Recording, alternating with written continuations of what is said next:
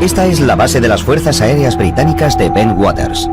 Situada a 110 kilómetros al nordeste de Londres, este ahora tranquilo lugar fue en su día una instalación militar altamente sofisticada. La función básica de las dos bases era ayudar a la OTAN en caso de que se produjera una guerra en Europa. Podíamos actuar y movilizar a nuestros A-10 para apoyar cualquier maniobra de guerra que nos ordenaran realizar. En 1980, con la Guerra Fría en pleno apogeo, las bases aéreas de Bentwaters y la cercana Woodbridge son mantenidas por unos 12.000 empleados de las Fuerzas Aéreas estadounidenses. Es uno de los complejos de la OTAN más grandes de Europa. Pero la zona, rodeada por el denso bosque de Rendlesham, oculta un secreto. Este fue el lugar de almacenamiento de armas secreto de Bentwaters. Lo que se custodiaba aquí es oficialmente confidencial, pero tanto los investigadores como los observadores coinciden en que bajo estos búnkeres de hormigón se guardaba un arsenal nuclear. Aquellos búnkeres subterráneos de alta seguridad, con capas alternativas de acero, hormigón, tierra, acero, hormigón y tierra, contenían cerca de 300.000 kilotones de potencia nuclear. Los aviadores norteamericanos que trabajan en esta base están altamente cualificados. Están entrenados para enfrentarse a situaciones de vida o muerte con serenidad. Y esto es lo que hace que los hechos de Rendlesham sean aún más extraños, porque lo que estos intrépidos hombres vieron la noche de Navidad de 1980 les hizo temblar de miedo. Son las 3 de la madrugada. El piloto John Burroughs patrulla por la entrada este de la base aérea de Woodbridge, una de sus tareas habituales como policía de seguridad. Seguridad se encargaba de las pistas, el almacenamiento de armas y cosas así. Controlábamos la entrada a la base. Este joven de 20 años de edad lleva casi 2 en las Fuerzas Aéreas y ha estado destinado en Bentwaters durante casi año y medio. Hoy apenas hay mucho más que contemplar que las estrellas en el cielo. Hacía bastante frío. La noche estaba muy despejada, apenas había nubes, pero sí había un poco de niebla. Mientras camina, Bud, su superior, se acerca en un vehículo. Me siguió un trecho y me dijo que diéramos una vuelta. Los hombres se dirigen hacia el bosque de Rendlesham. De pronto, el sargento Stephens observa una extraña luz entre los árboles, lejos de la carretera. Y dijo, vaya, ¿es eso normal? Yo miré hacia afuera y había un resplandor muy curioso en el bosque. Le dije, no, eso no es normal. Burroughs no las tiene todas consigo. Teníamos una sensación de peligro, de que algo no iba bien. Había diferentes luces de colores que parpadeaban intermitentemente. Alarmados, los hombres regresan apresuradamente a la base para llamar a la sala de control desde un teléfono seguro. No quieren transmitir esta información por sus emisoras de radio. Ante la insistencia de Burroughs, la llamada es trasladada al control central de seguridad de la base.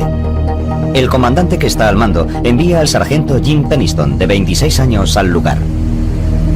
Penniston es policía de seguridad de las Fuerzas Aéreas desde hace 7 años. Me dijeron que tenía que acudir a la entrada sur porque había un problema. Yo pregunté qué tipo de problema y él me dijo, prefiero que el vigilante que está allí se lo cuente. Y yo respondí, bueno, ¿no puede esperar? No, tiene que ir allí inmediatamente.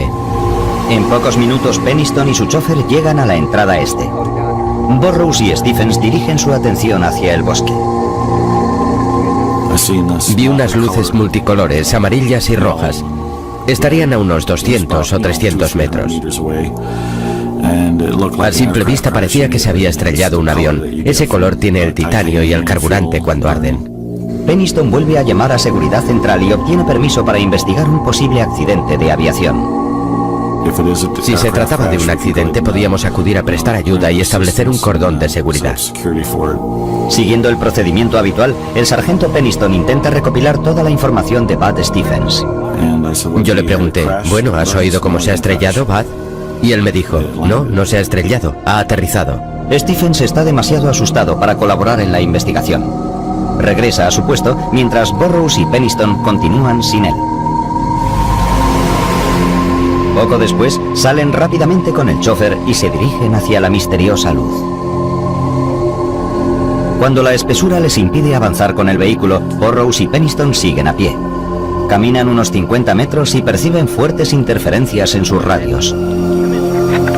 Cuanto más nos adentrábamos en el bosque, más interferencias había y más nos costaba mantener el contacto. De pronto, el sargento Penniston nota una descarga eléctrica en el aire. No era la primera vez que estaba en una situación apurada y ya conocía esa sensación de adrenalina. Pero esto era algo diferente. Se notaba en la ropa, en la cara, en el pelo. Cuanto más se acercan a la luz, menos parece un accidente. No olía a humo. Estaba demasiado tranquilo. Tan solo parecía una bola de luz. Llegamos hasta un claro del bosque y allí estaba. Era como una luz brillante que iluminaba toda la zona. Era casi cegadora. El sargento Peniston se acerca a casi 1 metro del objeto y la luz se apaga un poco. Mientras su vista se adapta a la iluminación, le cuesta comprender lo que está viendo. Me considero una persona racional. Quería una explicación racional a lo que estaba pasando, pero no la encontraba.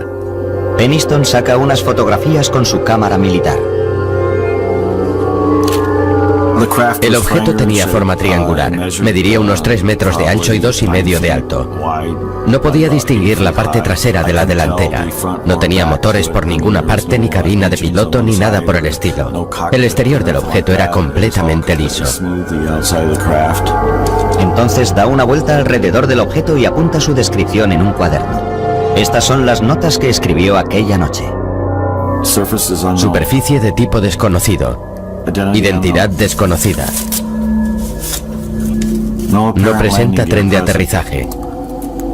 No emite ningún sonido, pero parece estar en funcionamiento. La letra de Peniston cambia apreciablemente al acercarse al objeto. Tenía problemas para describir el objeto. No paraba de decir desconocido. Hasta tengo problemas para entrever lo que apunté aquí.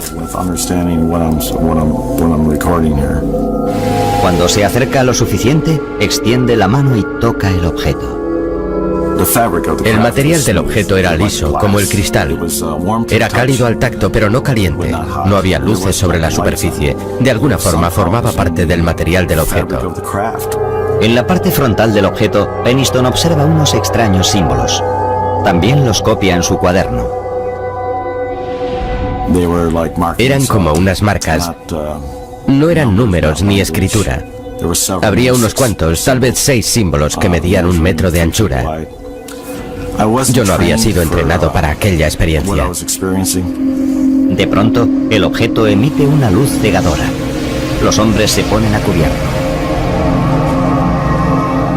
Entonces el objeto, o lo que fuese, se elevó y se alejó por encima de los árboles. La velocidad del objeto que se alejaba de la zona fue... La mejor manera de describirla sería en un abrir y cerrar de ojos. En todos los años que llevo con las fuerzas aéreas jamás había visto un objeto moverse a tal velocidad ni jamás lo veré. Mientras los hombres se incorporan lentamente, les llama la atención otro destello de luz a través de los árboles. Al principio creen que es el objeto, pero al fijarse mejor comprenden que es el faro de Orfordness, que se encuentra a 8 kilómetros de allí. Burrows y Peniston comprueban sus radios. Vuelven a funcionar. Son las 5 de la madrugada. Han pasado unas 2 horas desde que vieron por primera vez las misteriosas luces del bosque. Contactan con Seguridad Central y su comandante les ordena que se reúnan con un equipo de seguridad en la entrada este. Estábamos como, ¿y ahora qué decimos? No podíamos explicar lo que habíamos visto. Un poco más tarde, aquella misma mañana, los hombres son llevados a prestar declaración. Peniston se muestra reacio a dar a conocer todo lo que ha presenciado. Dar detalles de lo que nos había pasado no habría sido bueno para nuestra carrera profesional. Fui al despacho del comandante junto a Burrows y dimos un informe más o menos aséptico de lo que nos había sucedido aquella noche. Después del informe, Peniston asegura que el comandante les dio una velada advertencia. Caballeros, dijo, el proyecto Blue Book finalizó en 1969. A veces es mejor dejar en paz ciertas cosas. Proyecto Blue Book era el nombre en clave de una polémica unidad de investigación sobre ovnis de las Fuerzas Aéreas de los Estados Unidos. Antes de ser disuelta, su objetivo era averiguar si los ovnis eran una posible amenaza para la seguridad nacional. Pese a las advertencias de su comandante, el sargento Peniston no puede quitarse de la cabeza aquel extraño encuentro. Volví a mi casa y no pude pegar ojo. Me quedé sentado en el salón durante 2 o 3 horas y al final pensé, tengo que volver allá. Regresa al lugar provisto de una cantidad de yeso blanco. Su idea consiste en tomar moldes de cualquier rastro dejado por el objeto. No estaba dispuesto a marcharme de allí sin obtener respuesta. Quería algo tangible. Detecta 3 huellas circulares en posición simétrica sobre el terreno. Tienen varios centímetros de profundidad y están a 3 metros de distancia. La distancia de separación entre las huellas era idéntica. Tendrían entre 5 y 7 centímetros de grosor. Estos son los moldes elaborados por Peniston un día después de los hechos. Está convencido de que son las marcas dejadas por el objeto al aterrizar sobre el terreno. Decide no mostrárselas a sus superiores. Junto con sus anotaciones y el carrete de fotos, el sargento dispone de 3 moldes de yeso para avalar su relato. Pero las pruebas físicas de Peniston no resuelven el misterio de Rendlesham. Tan solo 2 noches después, el ovni regresa. Esta vez, el comandante adjunto de la base realiza un informe espeluznante sobre su propio encuentro.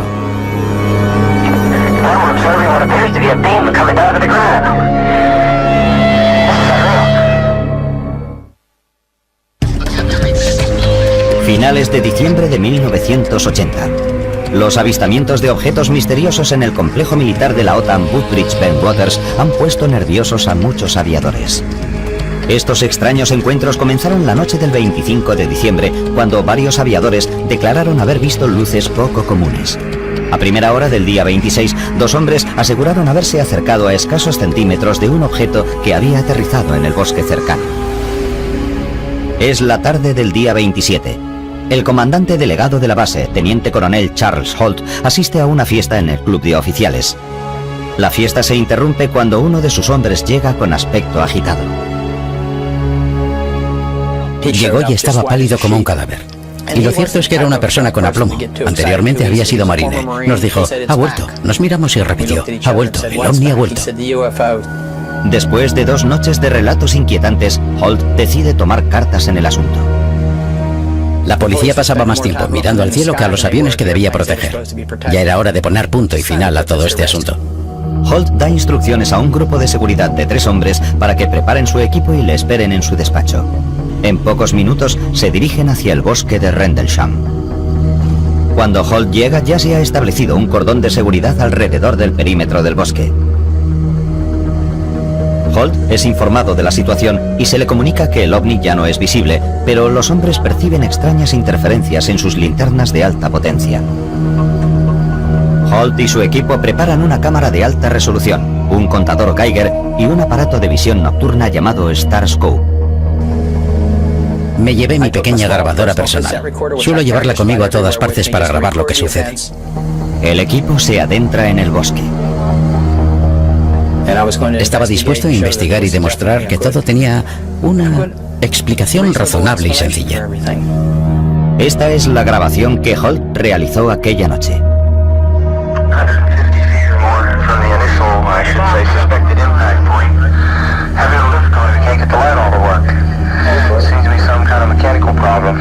Aparte de los problemas con las linternas, el equipo de Holt se tropieza con el mismo tipo de interferencias de radio percibidas por Burroughs y Peniston la noche anterior. Están caminando por la zona donde Burroughs y Peniston aseguran haber visto el misterioso objeto cuando Holt repara en varias grietas en el tronco de algunos árboles. Es como si hubieran sido golpeados por un objeto grande. Holt ordena a uno de sus hombres que tome fotografías. Tomó varias fotos de las melladuras de los árboles. Sacó un montón de fotos seguidas. El contador Geiger comienza a registrar altos niveles de radiación, pero solo en las zonas que bordean el presunto lugar de aterrizaje.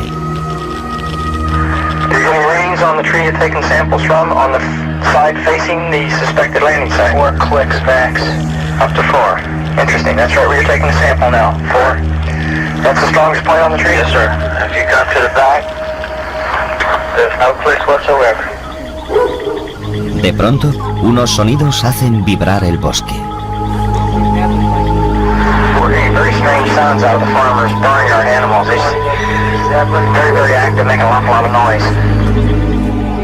Los animales del bosque estaban muy excitados, metían mucho ruido. Y los animales de una granja que estaba cerca de allí también parecían muy nerviosos. Uno de sus hombres señala hacia una luz que brilla desde lejos. Con su grabadora en marcha, Holt recoge cada instante de este suceso.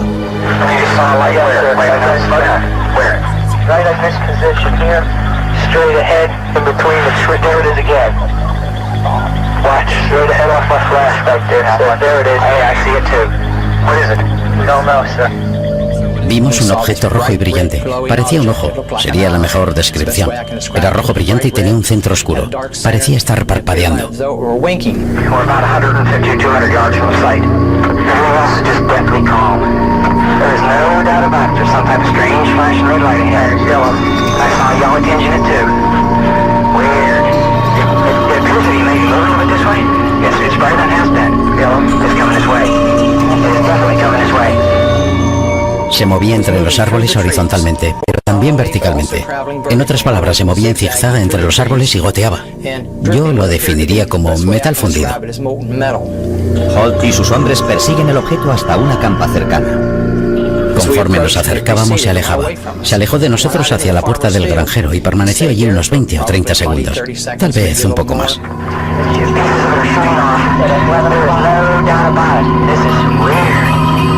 De repente explotó silenciosamente en multitud de objetos blancos, de modo que nos acercamos a la huerta y buscamos sobre el terreno marcas de quemaduras o pruebas, o cualquier cosa procedente del objeto.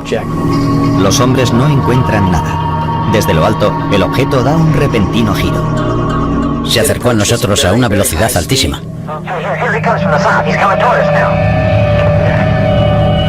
Se detuvo sobre nuestras cabezas y nos envió un rayo. Yo lo definiría como un rayo láser.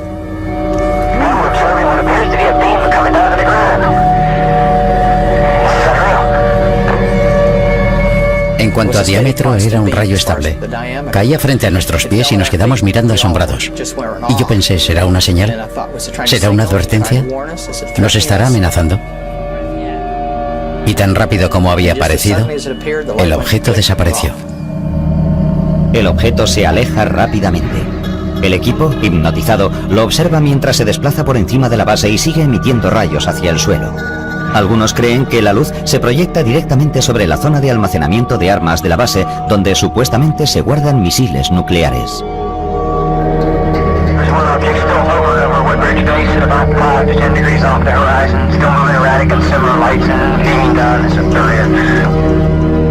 En este momento, la cinta de la grabadora se acaba. El objeto sigue volando en la distancia, pero Holt y su equipo no saben qué hacer. No existe un protocolo para lo que acaban de presenciar. Desconcertados y cansados, los hombres regresan a la base. El aviador John Burroughs, que había visto el ovni 2 noches antes, llega al lugar junto con el sargento Adrián Bustinza. A Burroughs le preocupa el comportamiento de los hombres que regresan del bosque. Se sentían extraños, no lo sabría decir. Estaban alterados. Tras una breve conversación, Burroughs descubre una luz azulada que brilla en la misma zona que Halt acaba de examinar. El aviador está decidido a seguir investigando. Empecé a insistirle. Vamos, coronel, déjeme salir a ver. Quiero ver lo que es. Al final me dio autorización y Bustinza y yo fuimos allá a observar con más detenimiento. Los hombres avanzan hacia el extraño resplandor azul. Sube la adrenalina y Burroughs empieza a correr. Al acercarme a lo que quiera que fuese, de repente desapareció. El terreno queda en penumbra. Los aviadores están asustados y confusos. Sencillamente desapareció. Yo me quedé en medio del campo, no había nada. Burroughs se dirige a Bustinza con incredulidad. Me dice, ¿qué le ha pasado? Y yo, no sé de qué me habla. Y él, usted estaba como envuelto en la luz. Era como si usted estuviera ahí de pie. De repente queda envuelto en la luz y desaparece. Burroughs y Bustinza regresan a la base. El segundo encuentro de Burroughs con la extraña luz le deja sumido en un mar de dudas. Lo que no saben es que se ha puesto en marcha una investigación secreta de varias agencias del gobierno. Los hombres aseguran que al volver a la base aquella noche se tropezaron con una conspiración del gobierno.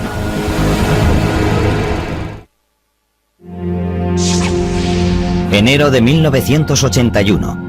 En las bases aéreas de Woodbridge Bentwaters, al este de Inglaterra, se disparan los rumores tras el misterioso avistamiento de ovnis por parte del personal militar norteamericano destacado allí. Muchos de ellos llevaban años de servicio. Eran testigos muy bien entrenados. No es que hubieran aparecido la víspera así como así. La consiguiente investigación militar sigue siendo motivo de polémica hoy en día.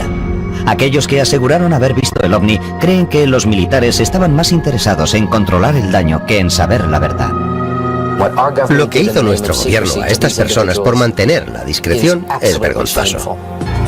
Según estos aviadores, pronto se convirtieron en parte involuntaria de una coartada del gobierno. Al principio, la investigación se realiza siguiendo el procedimiento militar habitual. El comandante delegado de la base, Charles Holt, que también fue testigo, comienza a tomar declaración a los hombres que aseguraron haber visto el objeto. No tenía otra opción. No podía pasarlo por alto. Había demasiados testigos y demasiada gente en diferentes lugares. John Burroughs, que vio el ovni las 2 noches, asegura que su entrevista no deja lugar a dudas. Tomó nuestras declaraciones, las miró y dijo, esto es una locura. No hay explicación para lo que ha sucedido. Y en eso quedó. Otros, como el sargento Jim Penniston, dicen que después de su reunión con Holt, comenzó otro largo e inquietante proceso. 2 semanas después de su entrevista inicial, Penniston es convocado para prestar otra declaración. Esta vez, ante un grupo de investigadores de alto nivel, el OIE. El OIE es la Oficina de Investigaciones Especiales, o por decirlo de otra manera, la policía secreta. Están ahí para controlar las fuerzas aéreas norteamericanas.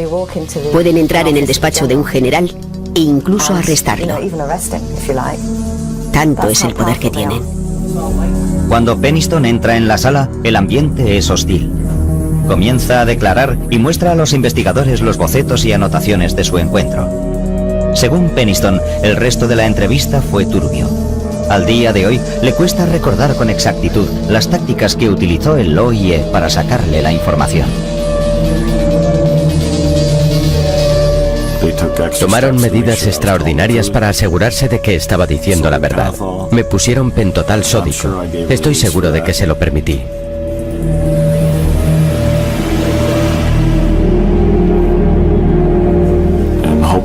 Esperaba que creyeran que lo que decía era la verdad.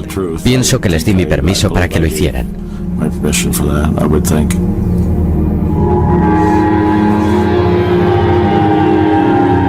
Para Penniston, la investigación militar emprende un giro más siniestro cuando convocan a más hombres para ser interrogados.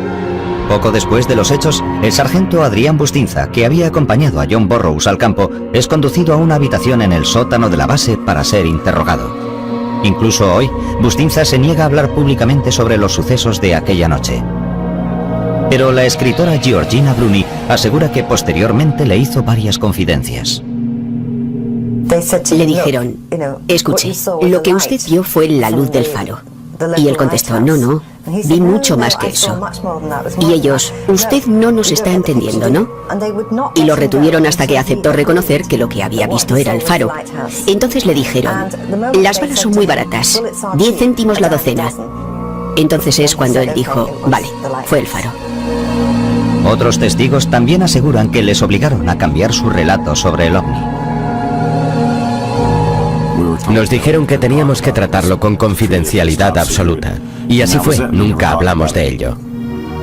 Según Burroughs, es evidente que el gobierno oculta algo. Poco después de su interrogatorio, Burroughs vuelve a su puesto de guardia. Mientras realiza sus rondas, comprueba que en el bosque hay una actividad frenética.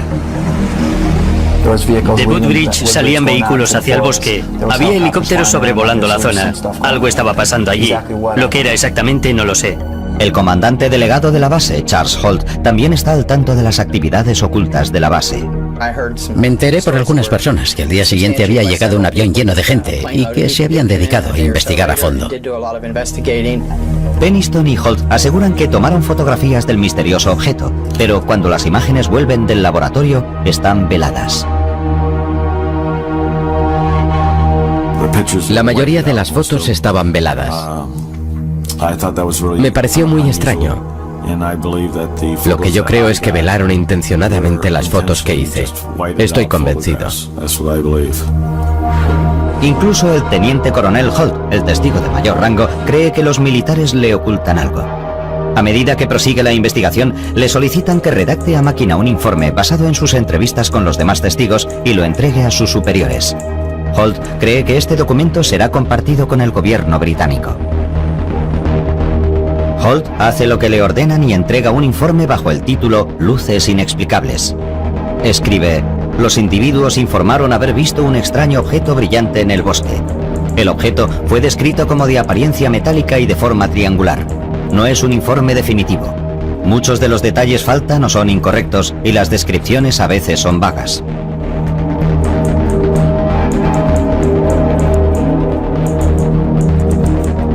El informe no estaba pensado para uso público. Estaba destinado al Ministerio de Defensa para que se involucraran en una investigación a fondo. Sus superiores archivan el informe y las extrañas luces ya no vuelven nunca más a la base. Los rumores sobre la nave extraterrestre acaban diluyéndose. Durante 3 años el público no tiene ningún conocimiento de lo que sucedió en las bases aéreas.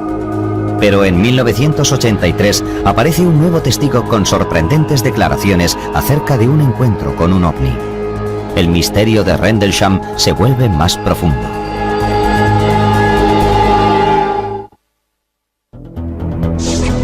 ...2 de octubre de 1983.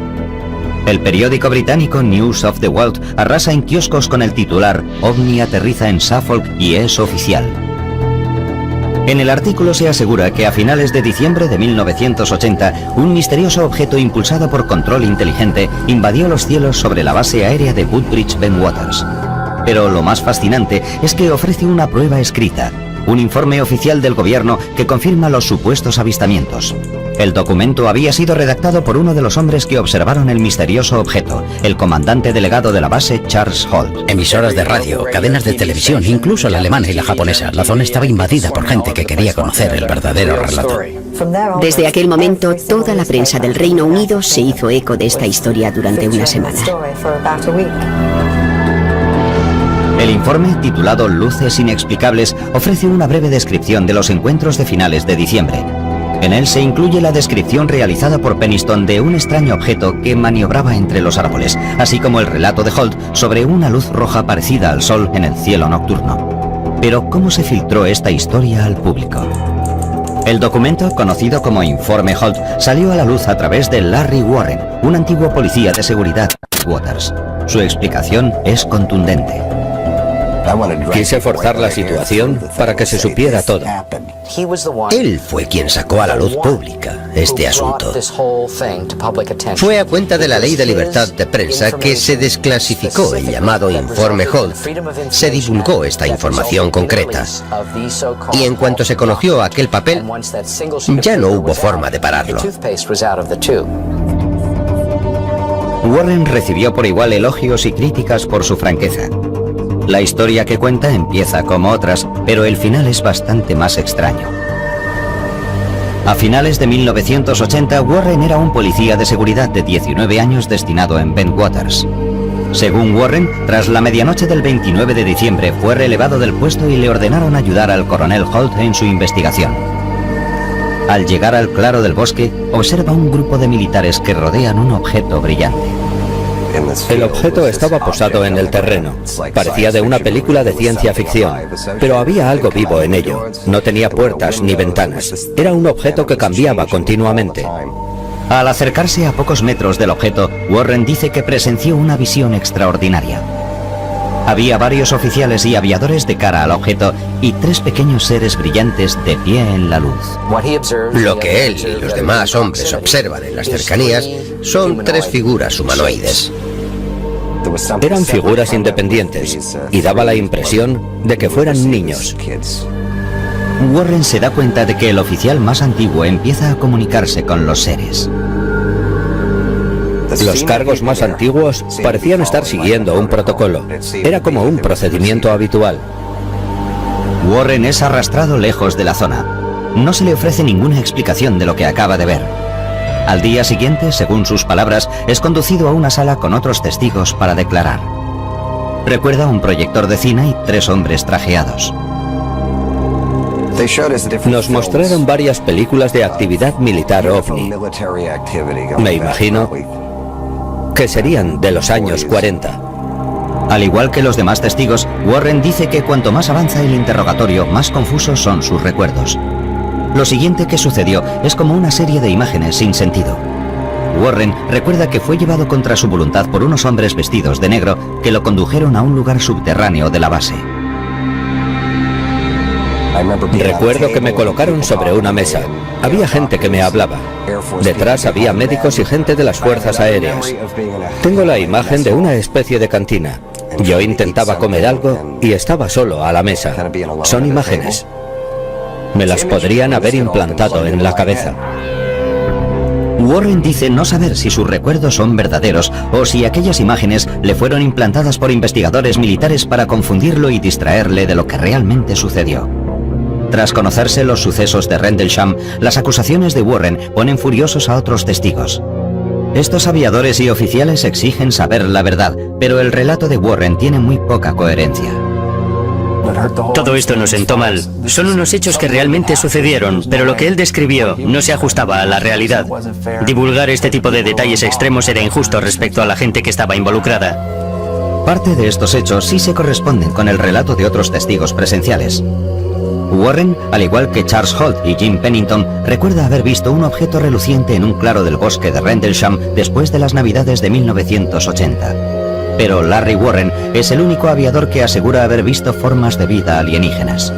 Otro problema que presenta la versión de Warren es que nadie recuerda haberle visto en el bosque la noche en cuestión.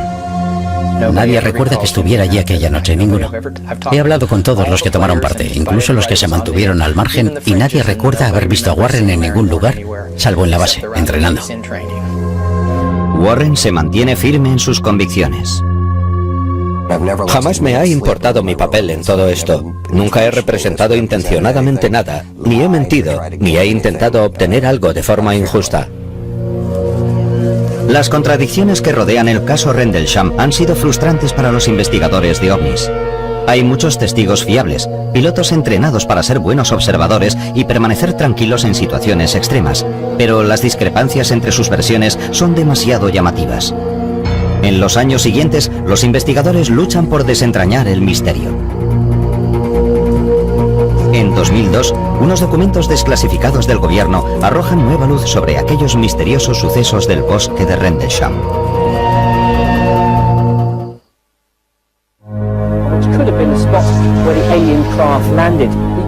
Desde 1983, el caso Rendlesham ha acaparado la atención de todo el mundo, pero hasta la fecha de hoy sigue sin haber una explicación para lo que el personal de las Fuerzas Aéreas norteamericanas aseguró haber visto en el bosque y los cielos de Suffolk, Inglaterra. Algunos expertos que han revisado los informes de las extrañas luces y la nave brillante han llegado a la conclusión de que se trata de una simple ilusión óptica. James McGaha, general retirado de las Fuerzas Aéreas, se enteró por casualidad. Oí hablar del caso de Rendlesham por primera vez en 1983, cuando estuve en la base realizando unas maniobras militares de servicio provisional. En su recorrido descubre que a 8 kilómetros de las bases, a orillas del Mar del Norte, se encuentra el faro de Orford Ness. McGaha cree que los testigos confundieron este faro con un ovni. En una noche fría y oscura de diciembre, el faro proyecta su luz a través de los árboles. Este brillante foco de luz se cuela entre los árboles y puede producir efectos ópticos muy curiosos. La luz se dispersa por los árboles. John Burroughs sí menciona el faro en su primera declaración ante sus superiores. En el informe dice que una vez desaparecidas las misteriosas luces, pensó que el faro era otro objeto, pero rápidamente se dio cuenta de su error. Quiero dejar algo bien claro. Por mucho que alguien quiera distorsionarlo, si se lee el informe, sobre todo el mío, se hace una distinción entre lo que vimos al principio y la luz del faro que vimos posteriormente. En ningún momento de mi declaración pone que creímos que la luz del faro era el objeto. He hecho una exhaustiva investigación en torno a este faro. Podríamos pasar horas discutiéndolo, pero es imposible que la luz de un faro viaje 8 kilómetros entre los árboles y lance rayos sobre el suelo. Definitivamente, no pudo ser el faro. Pero McGaha asegura que hay otra explicación para las luces del cielo que nada tiene que ver con los ovnis. La noche del 25, hacia las 9:30, un satélite Cosmos volvió a entrar en la atmósfera terrestre. Seguramente tendría un aspecto de bola de fuego, como un meteoro muy brillante. Durante casi 20 años, escépticos y creyentes han seguido buscando respuestas. En 2002, en parte gracias a investigadores como Georgina Bruni, el gobierno británico desclasifica una nueva partida de archivos. Los documentos proporcionan nueva información sobre el caso, pero también suscitan nuevos interrogantes. Una cosa sí queda clara. El gobierno británico investigó los misteriosos avistamientos en 1981. Este hecho parece demostrar que los investigadores militares no creían que los avistamientos fueran provocados por un faro o un satélite. Pero los archivos también revelan los puntos débiles de la investigación. Descubrimos que parte de las instalaciones de radar eran defectuosas. Las cámaras no funcionaron la noche en cuestión, o tuvieron un problema, y no había película. Entonces los investigadores basaron sus pesquisas en el informe escrito original del teniente coronel Charles Holt. En su documento declara que el primer suceso ocurrió el 27 de diciembre, pero en realidad los avistamientos empezaron el 25 de diciembre. El error de Holt ha provocado que los investigadores examinaran las noches equivocadas durante 20 años. Para Nick Pope, oficial del Ministerio de Defensa, es una revelación frustrante. Posiblemente se trataba del suceso ovni más importante que había tenido lugar jamás en suelo británico. Pero no solo las fechas estaban mal, se había perdido un tiempo precioso.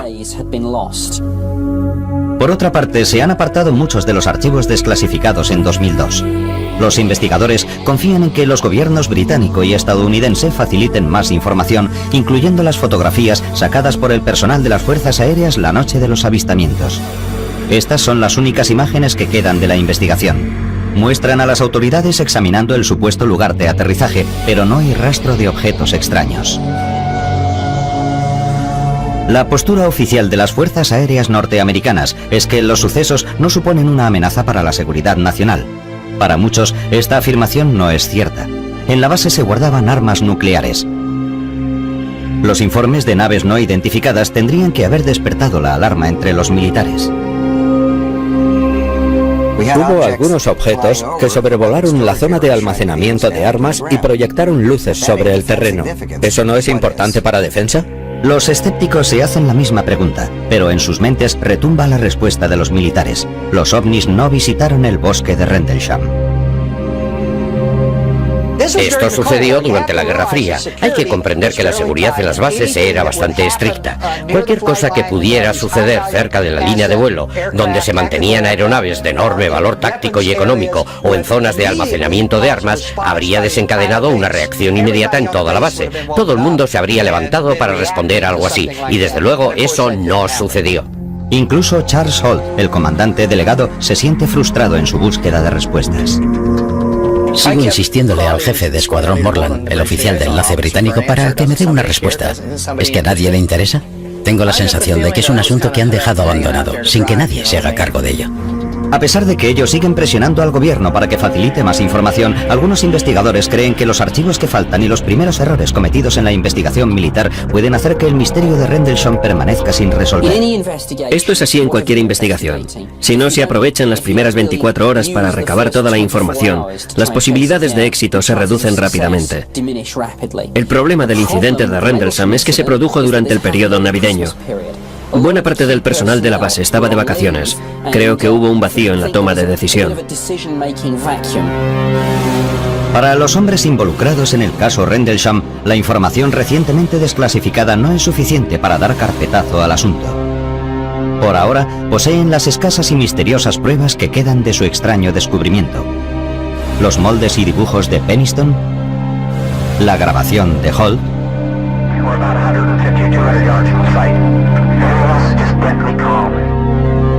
Jim Peniston, Larry Warren y John Burroughs siguen preguntándose por qué el gobierno oculta la verdad. Hay una cadena de mando, hay una cadena de custodia, se guarda registro de todo, y en este caso han hecho como si todo se hubiera volatilizado.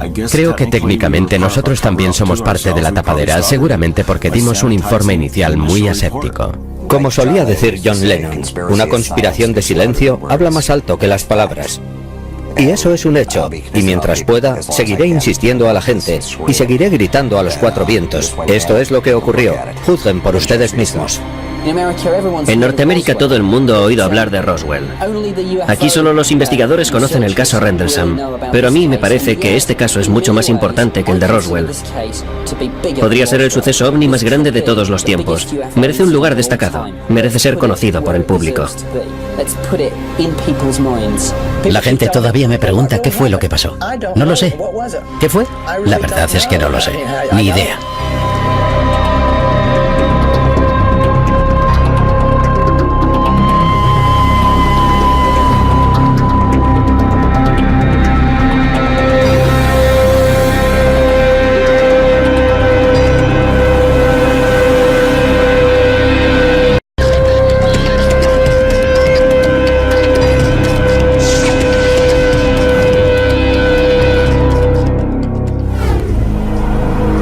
Durante más de 20 años, un puñado de empleados de las Fuerzas Aéreas norteamericanas ha vivido bajo las repercusiones de un hecho que tuvo lugar en el bosque de Rendlesham, cerca de la base de Suffolk, Inglaterra. Ellos aseguran que en 1980, durante 2 noches, experimentaron un encuentro muy cercano con un objeto no identificado. Su relato hace que el suceso de Rendlesham sea uno de los más detallados y mejor documentados hasta la fecha. Estos testigos también afirman que el gobierno abrió una investigación y después intentó taparla.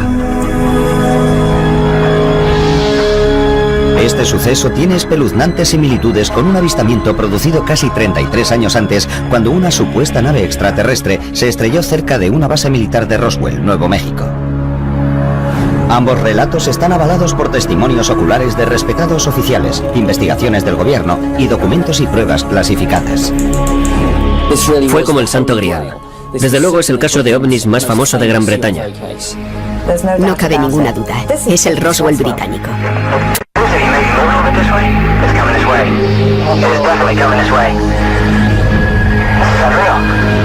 ¿Qué fue lo que realmente sucedió en el bosque que rodea las bases aéreas de Woodbridge Bentwaters en diciembre de 1980?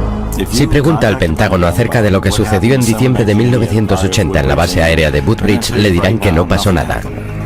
La gente tiene que salir y contar algo. Sucedió y fue auténtico. Alguien más estuvo en el bosque de Rendlesham en 1980. El Roswell británico. Esta es la base de las Fuerzas Aéreas Británicas de Bentwaters. Situada a 110 kilómetros al nordeste de Londres, este ahora tranquilo lugar fue en su día una instalación militar altamente sofisticada. La función básica de las 2 bases era ayudar a la OTAN en caso de que se produjera una guerra en Europa. Podíamos actuar y movilizar a nuestros A-10 para apoyar cualquier maniobra de guerra que nos ordenaran realizar.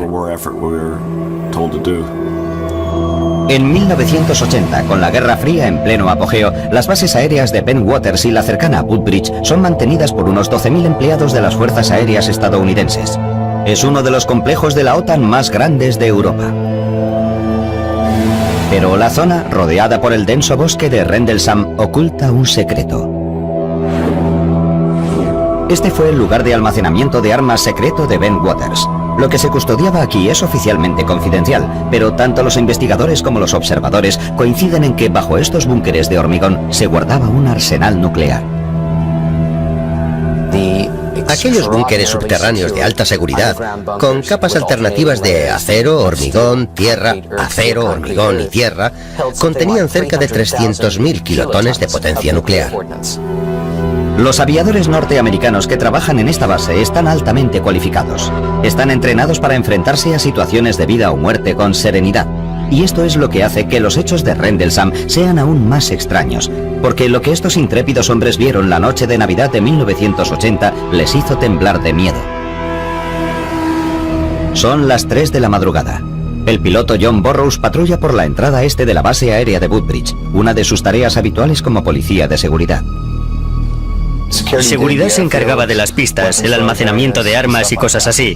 Controlábamos la entrada a la base. Este joven de 20 años de edad lleva casi 2 en las Fuerzas Aéreas y ha estado destinado en Bentwaters durante casi año y medio. Hoy apenas hay mucho más que contemplar que las estrellas en el cielo. Hacía bastante frío. La noche estaba muy despejada, apenas había nubes, pero sí había un poco de niebla. Mientras camina, Bud, su superior, se acerca en un vehículo.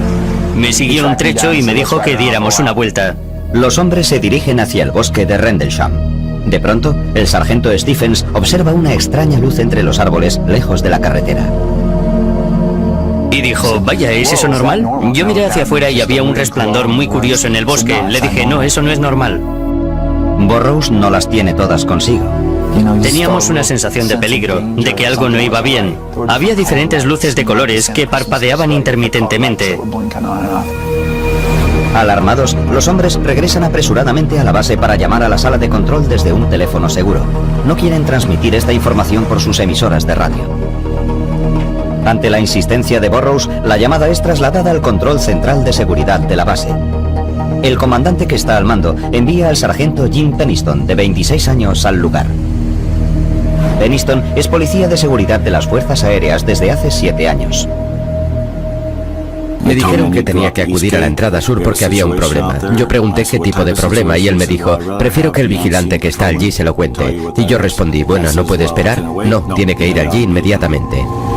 En pocos minutos, Penniston y su chofer llegan a la entrada este. Burroughs y Stephens dirigen su atención hacia el bosque. Vi unas luces multicolores, amarillas y rojas. Estarían a unos 200 o 300 metros. A simple vista parecía que se había estrellado un avión. Ese color tiene el titanio y el carburante cuando arden. Penniston vuelve a llamar a Seguridad Central y obtiene permiso para investigar un posible accidente de aviación. Si se trataba de un accidente, podíamos acudir a prestar ayuda y establecer un cordón de seguridad. Siguiendo el procedimiento habitual, el sargento Penniston intenta recopilar toda la información de Bud Stephens. Yo le pregunté, bueno, ¿has oído cómo se ha estrellado, Bud? Y él me dijo, no, no se ha estrellado, ha aterrizado. Stephens está demasiado asustado para colaborar en la investigación. Regresa a su puesto mientras Burroughs y Penniston continúan sin él. Poco después, salen rápidamente con el chofer y se dirigen hacia la misteriosa luz. Cuando la espesura les impide avanzar con el vehículo, Burroughs y Penniston siguen a pie. Caminan unos 50 metros y perciben fuertes interferencias en sus radios. Cuanto más nos adentrábamos en el bosque, más interferencias había y más nos costaba mantener el contacto. De pronto, el sargento Penniston nota una descarga eléctrica en el aire. No era la primera vez que estaba en una situación apurada y ya conocía esa sensación de adrenalina. Pero esto era algo diferente. Se notaba en la ropa, en la cara, en el pelo. Cuanto más se acercan a la luz, menos parece un accidente. No olía a humo. Estaba demasiado tranquilo. Tan solo parecía una bola de luz. Llegamos hasta un claro del bosque y allí estaba. Era como una luz brillante que iluminaba toda la zona. Era casi cegadora. El sargento Penniston se acerca a casi 1 metro del objeto y la luz se apaga un poco. Mientras su vista se adapta a la iluminación, le cuesta comprender lo que está viendo. Me considero una persona racional. Quería una explicación racional a lo que estaba pasando, pero no la encontraba. Penniston saca unas fotografías con su cámara militar. El objeto tenía forma triangular. Mediría unos 3 metros de ancho y 2,5 de alto. No podía distinguir la parte trasera de la delantera.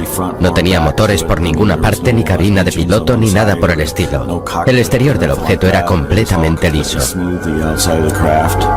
Entonces da una vuelta alrededor del objeto y apunta su descripción en un cuaderno. Estas son las notas que escribió aquella noche. Superficie de tipo desconocido. Identidad desconocida.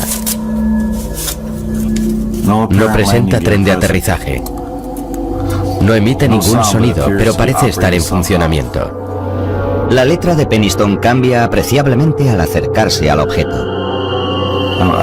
Tenía problemas para describir el objeto. No paraba de decir desconocido. Hasta tengo problemas para entrever lo que apunté aquí. Cuando se acerca lo suficiente, extiende la mano y toca el objeto. El material del objeto era liso, como el cristal. Era cálido al tacto, pero no caliente. No había luces sobre la superficie. De alguna forma formaba parte del material del objeto. En la parte frontal del objeto, Penniston observa unos extraños símbolos. También los copia en su cuaderno. Eran como unas marcas. No eran números ni escrituras.